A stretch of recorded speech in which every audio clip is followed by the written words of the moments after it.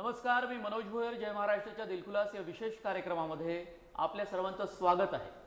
दिलखुलासमध्ये चर्चा करण्यासाठी राज्याचे महसूल मंत्री चंद्रकांत पाटील आपल्यासोबत आहे. पण आपण चर्चा करणार आहोत मंत्रिमंडळ उपसमितीचे प्रमुख या नात्यानं मराठा आरक्षणाच्या मुद्द्यावरती. खूप खूप स्वागत आहे. नमस्कार चंद्रकांत दादा, जय महाराष्ट्रामध्ये. या. अखेर विधेयक दोन्ही सभागृहामध्ये संमत झालं. विरोधी पक्षनेते विधान परिषदेचे धनंजय मुंडे म्हणाले की विधिमंडळाच्या इतिहासामध्ये सुवर्णाक्षरात लिहावा असा हा दिवस आहे.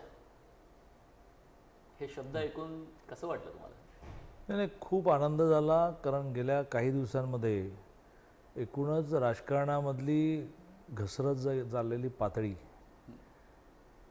आणि घसरत चाललेली पातळी अशा अर्थाने की प्रत्येक विषयात राजकारण करायचं आणि वाढत चाललेला जातीयवाद, त्याच्यामुळे माझ्यासारखा जो मूळ राजकारणी नसणारा सामाजिक कार्यकर्ता आहे तो खूप अस्वस्थ होत चाललेला आहे. आणि त्यात एकदम असं काहीतरी प्रचंड ऊन असावं आणि असं पावसाचा शिडकाव व्हावं तसं झालं की दोन्ही सभागृहामध्ये अचानक मला मुख्यमंत्री महोदयांचा निरोप आला की खाली हरिभाऊ बागडेंच्या विधानसभा अध्यक्षांच्या केबिनमध्ये तिथे गेलो तर सगळे दोन्ही सभागृहाचे विरोधी पक्षनेते बसले होते आणि मी जाईपर्यंत निर्णय झाला होता की दोन्ही सभागृहामध्ये एकमताने करायचं. आम्हाला वाटत होतं की विधान परिषद उद्या आणावं लागेल, पण त्यांनी विधान परिषदेच्या धनंजय मुंडे आणि रणपित सिंह म्हटलं की उद्या कशाला, आजच आणून टाका. पण तेच विरोधक तुमच्यावरती सातत्यानं आरोप करत होते की सरकार चालढकल करत आहे, सरकारला मराठा आरक्षण हे लागू करायचं नाही आहे, न्याय द्यायचा नाही आहे. नाही, असं आहे की प्रत्येकजण आपली भूमिका बजावत असतो. माझं म्हणणं असं होतं की त्या भूमिका बजावताना कुठेतरी एका स्टेजला आपण थांबलं पाहिजे. तसं न होता थोडं जास्त चाललं. अदरवाईज त्यांची विरोधी पक्ष म्हणून भूमिका बरोबरच आहे. त्यांनी सरकारला अडचणीत आणायचं असतं, सरकारला वारंवार जे जमणार नाही आहे ते जमवा म्हणायचं असतं. तर माझा काय त्यांच्यावर राग नाही. म्हणजे जरी मी विधान परिषद आक्रमक झालो, धनंजय मुंडे आणि मी तर इतके चांगले संबंध आहेत, त्यामुळे त्यात त्यांच्यावर जातीयवादी आरोप करण्याचा काही मुद्दाच नाही. पण त्यांचं जसं आम्हाला अडचणीत आणण्याचं राजकारण तसं आम्हाला त्यांना अडचणीत आणण्याचं राजकारण, एवढाच मुद्दा होता. आणि त्यामुळे ते सगळं संपलं. ही महाराष्ट्राची परंपरा आहे. महाराष्ट्रामध्ये समजा एखादा सिटिंग आमदार खासदार एक्सपायर झाला तर त्याच्याविरुद्ध कॅन्डिडेट उभं करायचं नाही, अशी परंपरा आहे. हे अन्य राज्यात नाही चालत. तसं एखाद्या चांगल्या विषयावर सगळ्यांनी एकत्र येण्याची महाराष्ट्राची परंपरा आहे. मराठा आरक्षणाचा कायदा हा न्यायालयामध्ये टिकेल का, हा प्रश्न विरोधी पक्षनेते विचारतायत, आंदोलक विचारतायत, अभ्यासक विचारतायत. 100% टिकणार. याचं कारण तो टिकण्याची पूर्ण तयारी आम्ही केली. विरोधक असा आरोप करतात की मंत्रिमंडळ उपसमिती बैठक शुक्रवार शनिवार रविवार 3 दिवस सुट्टी होती, बसलीच नाही. तर त्यांना दाखवून थोडंच करायचं होतं. पडद्याआड इतक्या हालचाली चालू होत्या. म्हणजे त्या कायद्यातला कॉमा कुठे असावा आणि फुलस्टॉप कुठे असावा हा मोठमोठा घटनातज्ञ ज्यांची अपॉइंटमेंट मिळायला खूप दिवस लागतात, जे फार मोठी फी घेतात, अशांनी बघितलेलं आहे. आणि त्यामुळे सगळा काथ्याकूट त्याच्यामध्ये झाला आहे.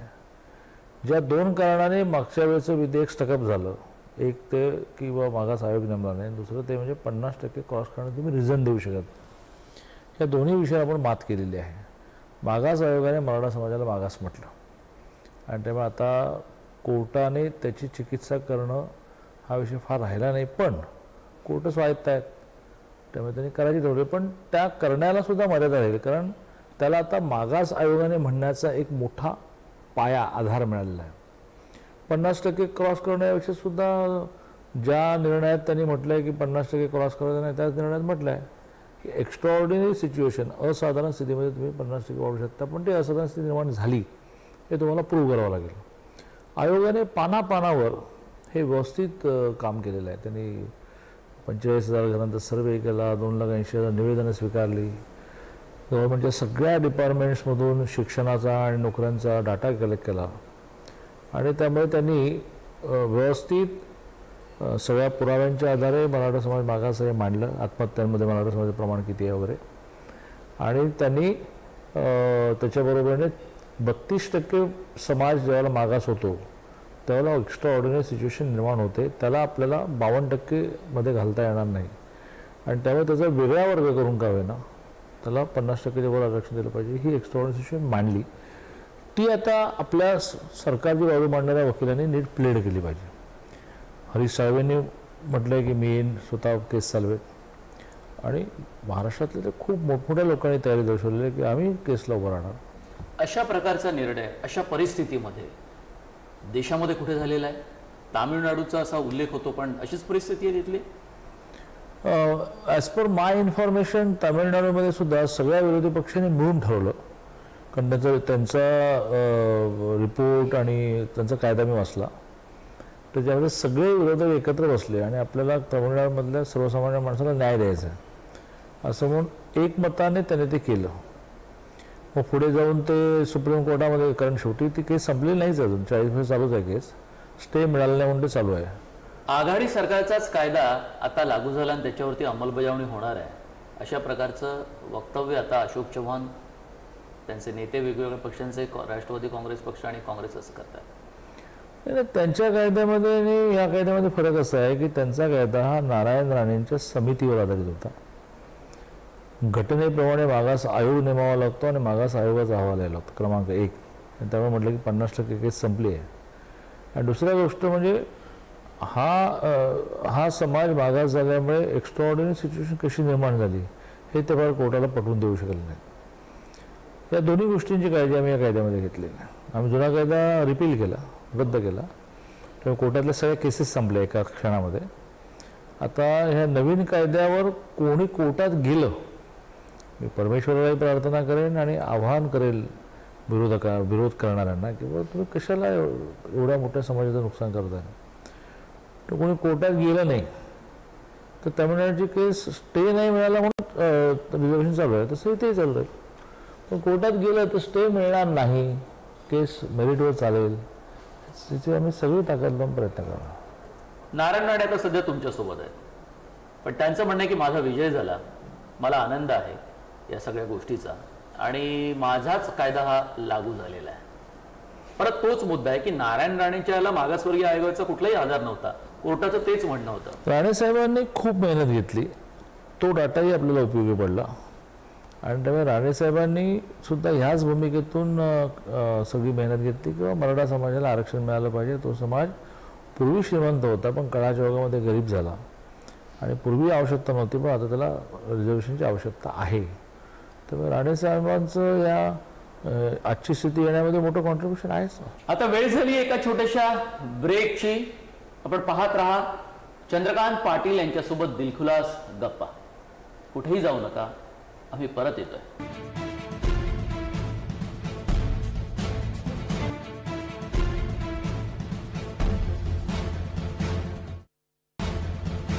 दिलखुलासमध्ये पुन्हा एकदा आपल्या सर्वांचं स्वागत आहे. दादा, आता या मराठा आरक्षणाच्या संदर्भामध्ये जे आंदोलन झाले 58, अनेक लोकांवरती गुन्हे दाखल झाले, हाही प्रश्न विचारण्यात येतोय की त्यांचे गुन्हे मागे घेण्यात येईल. 1 महिन्यापूर्वी GR निघाला आणि 10 लाखापेक्षा कमी नुकसान असेल तर ते गुन्हे मागे घ्यायचं ठरलं. आता एव्हाना 200 जणांवरचे गुन्हे मागे घेतले गेले, अजून एक 300 जणांचे राहिले आहेत, आणि 51 गुन्हे असे राहतील 51 जणांवरचे की जे व्हिडिओ आपल्या CCTVच्या फुटेजमध्ये हिंसाचार करताना दिसत आहेत, तर ते मागे घेता येत नाहीत. पोलिसांवर हल्ला केलेले मागे घेता येत नाहीत, आणि त्यामुळे 300 जे राहिले आहेत ते मागे घेऊ, काय अडचण नाही.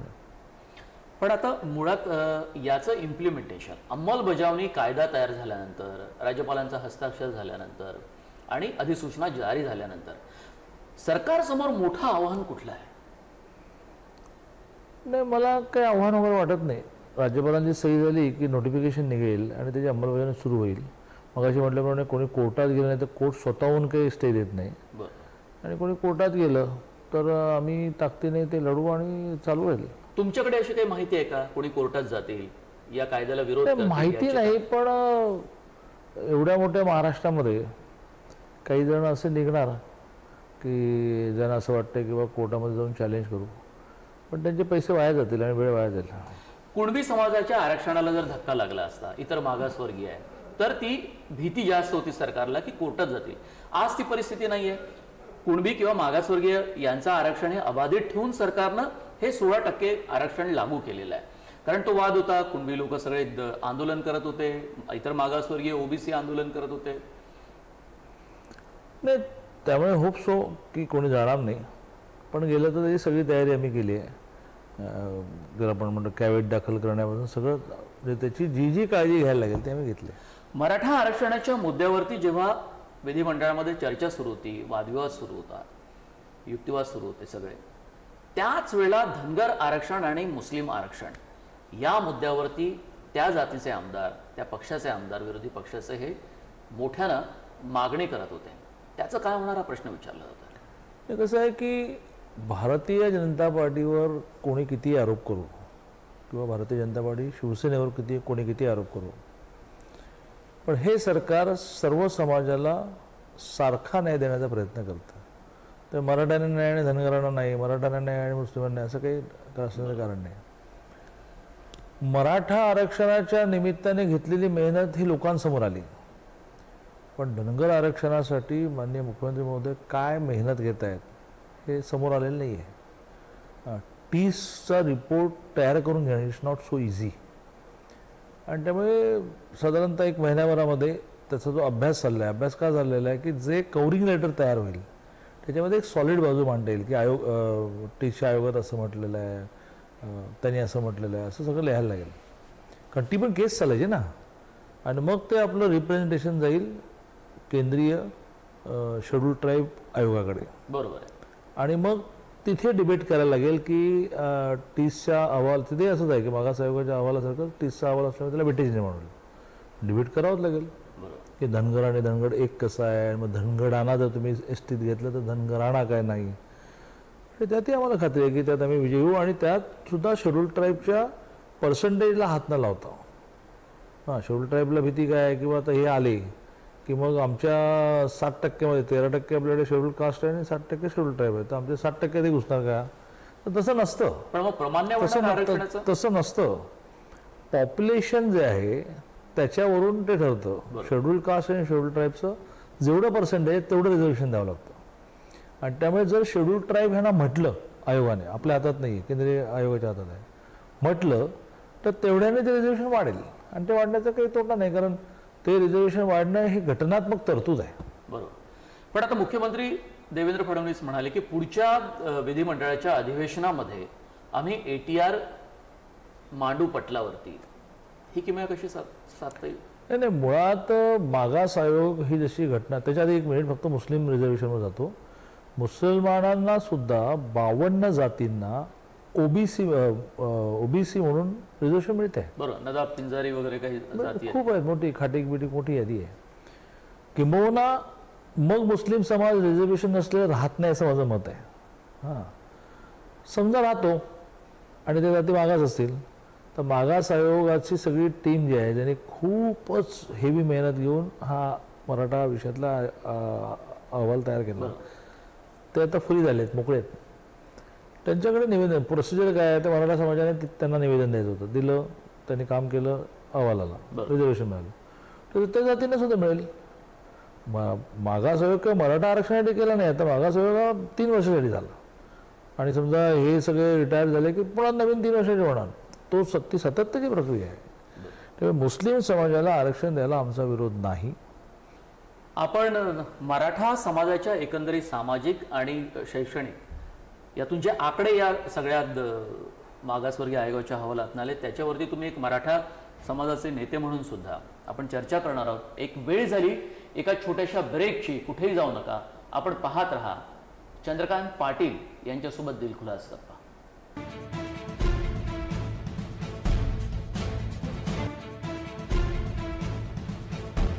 दिलखुलासमध्ये पुन्हा एकदा आपल्या सर्वांचं स्वागत आहे.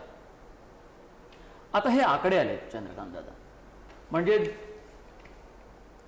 70% मराठा कुटुंबे हे कच्च्या घरामध्ये राहतात, 37% मराठा हे शेतीमधील तात्पुरत्या निवाऱ्यात राहतात, 76.86% मराठा कुटुंब हे उदरनिर्वाहासाठी शेती आणि शेतमजुरीवर राहतात, 340 सदस्यांनी आत्महत्या केलेली आहे. जनरल म्हणजे आपण मग पुढे आपल्याला चर्चा सुरू करता येईल.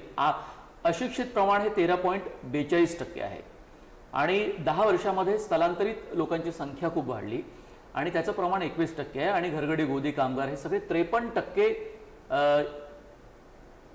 असे लोक आहेत जे या पद्धतीचं काम करतात. आता मूळ प्रश्न आहे, तुम्ही भाजपचे मंत्री म्हणून नव्हे पण मराठा समाजाला तुम्ही खूप जवळून पाहिलं. ही प्रक्रिया म्हणजे या लोकांनी तुम्ही आपण चर्चा करू त्यांच्यावरच आरोप ठेवायचे नाही, पण आघाडी सरकारमध्ये दिग्गज सगळे मंत्री होते, आमदार होते, मंत्री होते, हेवीवेट होते. मराठा मुख्यमंत्र्यांची एक मोठी परंपरा आहे, ती चर्चेतही राहिली. हे सगळे लोक असताना समाज असा कसा राहिला, हा प्रश्न सामान्य माणसांच्या मनामध्ये येऊ शकतो हे जर आकडेवारी लोकांच्या समोर गेली तर. ही वस्तुस्थिती आहे आणि ती स्वीकारली पाहिजे की मराठा समाजामध्ये आता आपण ती चर्चा करतोय म्हणून, पण इनऑलच आपण मोठं व्हायचं, आपल्याबरोबर इतरांना मोठं करणं, त्यासाठी सगळ्यांना बरोबर घेऊन जाणं, असं मूळ जी हा देशाचा आणि ह्या राज्याचा आत्मा हा अध्यात्माचा आहे. आणि अध्यात्मामध्ये अद्वैत मानलेलं आहे की तू आणि मी वेगळे नाही आहोत, आपण दोघे एकच आहोत, दोन शरीरात वगैरे वगैरे वगैरे. तर ते तत्त्वज्ञान आम्ही सगळेजण विसरलो आणि केवळ माझं कॉलेज, मग त्या कॉलेजमध्ये परप्रांतातले विद्यार्थी आले पाहिजेत तर ते मला 10 लाख 20 लाख 50 लाख डोनेशन देणार. अरे तुझ्या गावातलं पोरगं शिकत नाही त्याचं कधी करणार बाबा. हां, सरकारने गेल्या वर्षी ही योजना आणली, राजश्री शाहू फी प्रतिपूर्ती योजना, आणि निम्मी फी भरायला सुरुवात. बरोबर, एकदम शिक्षणाचं प्रमाण वाढलं. हां, मी अनुभवतो कोल्हापूरमध्ये की मुलींचं प्रामुख्याने शिक्षण हे घरातल्यांना फी भरायला पैसे नाही म्हणून बंद पडत होतं. आणि आता आत्महत्या केल्या त्या शेतकऱ्यांच्या त्या मराठा समाजाच्याच मुली होत्या. त्यामुळे दुर्दैवाने ही वस्तुस्थिती आहे की साखर कारखाने झाले, सूत गिरण्या झाल्या, कॉलेजेस झाले, बँका झाल्या, दूधसंघ झाले, पण त्यात काम करणारी जी माणसं आहेत त्यांचं जीवन सामान्यच राहिलं. काय हो कारखान्यांमध्ये पगार 8,000 10,000 रुपये, सूत गिरण्यांमध्ये 6,000 7,000 रुपये, या पगारात माणसं श्रीमंत होतात. तुम्ही कधी असं विचार केला का की ह्यातल्या काही जणांच्या मुलांनी व्यवसाय करावासाठी मी त्यांना भांडवल देईन, बिनव्याजी देईन, असं म्हणेन की हे 5 लाख रुपये ठेव, धंदा कर, नंतर पैसे परत आणून ठेवा. अशी काही उदाहरणं हाताच्या बोटावर मोजण्यासारखे असतात. जवाब विचारला तुम्ही कोणी मंडळात या लोकांना, आघाडी सरकारच्या मराठा आमदारांना, मंत्र्यांना? मी तर ठाई विचारतो की तू आत्ताचं उदाहरण घ्या की आम्ही निम्मी फी कॉलेजने घ्यायची नाही आणि निम्मी फी विद्यार्थ्यांनी भरायची, निम्मी फी कॉलेजने घ्यायची नाही, ती आम्ही रिएम्बर्स करणार. विरोध झाला. कोणाचा विरोध झाला? आता यादी वाचण्याची आवश्यकता नाही. 99% मराठ्यांची मराठी चेअरमन असणारी कॉलेजेस. अरे फी देणार होत ना 2 महिन्याने. मलाही मान्य आहे की शासनाच्या काही आर्थिक अडचणी, काही सिस्टीममधल्या अडचणी म्हणून थोडा डिले होतो, पण मराठा पोरं तुमची पोरं आहेत ना. तुम्ही तसं म्हणाल पाहिजे अरे छोडो भाई सरकारने देना, हम देंगे 50%. आणि हा प्रश्न मराठा आंदोलनामध्ये तरुण सळसळत्या रक्ताच्या कार्यकर्त्यांनी त्यांना विचारलाच होता की ही माणसं मोठी झाली, एक वर्ग मराठा समाजामध्ये खूप मोठा झाला, अजूनही त्या समाजामध्ये आपण सामाजिक अंगाने जेव्हा या सगळ्या कायद्यामध्ये उहापोह होतोय तेव्हा ते कुणब्यांच्या याला मुली देत नाही, त्यांची जी पाटीलकी आहे, त्यांचा आब आहे, रोब आहे, तो तसाच काम आहे मराठी लोकांमध्ये, तो वरच्या क्लासमध्ये. त्यांच्यामध्ये जी सामाजिक समरसता यायला पाहिजे होती किंवा त्यांच्यामध्ये जी एकवाक्यता यायला पाहिजे होती, तो भाव अजून त्यांच्यामध्ये आला नाही असं वाटतं आपल्याला. कारण आपण तर पश्चिम महाराष्ट्राच्या अगदी राजधानीतच राहतात. महाराष्ट्र राजकीय दृष्ट्या अशा इक्का दुक्का इने गुणे फॅमिलीने चालवलं. महाराष्ट्राच्या राजकारणाचा अभ्यास करा. जेव्हापासून शिवसेना BJP वाढायला आली तेव्हा सामान्य माणसाच्या घरातली मुलं आमदार खासदार व्हायला लागली. मी एका गिरणी कामगाराचा पोरगा आहे. काँग्रेसने जर अशी उदाहरणं द्यावी व राष्ट्रवादीने अशी उदाहरणं द्यावी. का शरद पवार असं वाटलं नाही की बारामतीमध्ये केव्हा तरी नॉन पवार माणूस उभा करावा? वाटणारच नाही. का विखेंना वाटलं नाही? हां, का पृथ्वीराज बाबांच्या फॅमिलीला वाटलं नाही? त्यांचीच आई खासदार होणार, मग तेच खासदार होणार. वाय?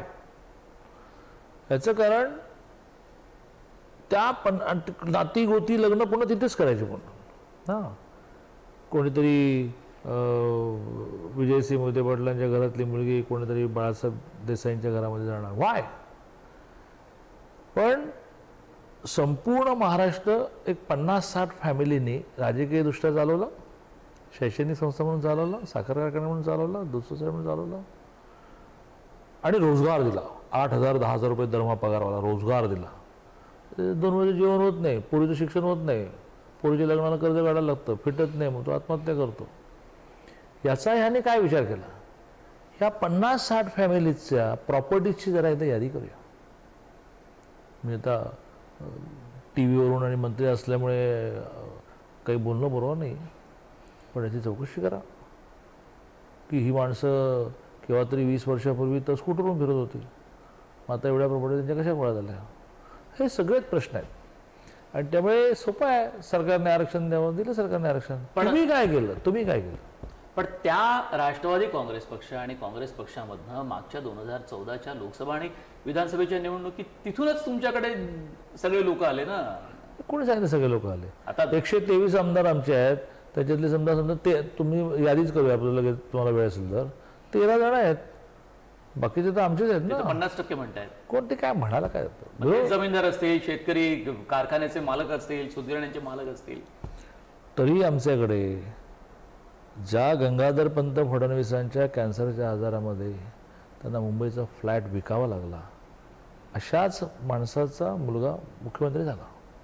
गंगाधर पंतांचा इथे फ्लॅट होता आणि तो कॅन्सरच्या आजारामध्ये विकावा लागला. अशाच मुलगा मंत्री झाला, मुख्यमंत्री झाला. आणि माझे वडील मिलमध्ये कामगारांना चहा देण्याचं काम करायचे, त्यांना त्यांच्या पासवर लिहिलं होतं किटली बॉय म्हणून, त्याचा मुलगा झाला. आज मंत्रिमंडळामध्ये एक एक नाव घेऊन आपण यादी करू. एखाद्या पंकजाताई मुंडे असतील त्या गोपीनाथराव मुंडेंच्या कन्या आहेत, पण ना आमच्या मुनगंटीवारांचे वडील आमदार, ना आमच्या तावडेंचे वडील आमदार. तावडेंचे वडील तर सरकारी नोकर होते, तावडेंची आईची आई मिल कामगार होते. हे एकदम यादी करू. एखाद्या संभाजी पाटील निलंगेकर आहे, त्याचे आजोबा मुख्यमंत्री होते. पण एक एक घ्या ना, आमचे बडोले घ्या, आमचं दिलीप कांबळे घ्या, आमचं लोणीकर घ्या. मराठा आरक्षण लागू झाल्यानंतर मात्र शिवसेनेच्या आमदारांनी, मंत्र्यांनी फेटे बांधले आणि ते तुमच्या सोबत दिसले. ही खूप चांगली गोष्ट विधानसभेमध्ये, विधिमंडळाच्या आवारात दिसली. आपण जय महाराष्ट्र सोबत खूप दिलखुलास गप्पा मारल्या. आपले खूप खूप धन्यवाद. येस, धन्यवाद.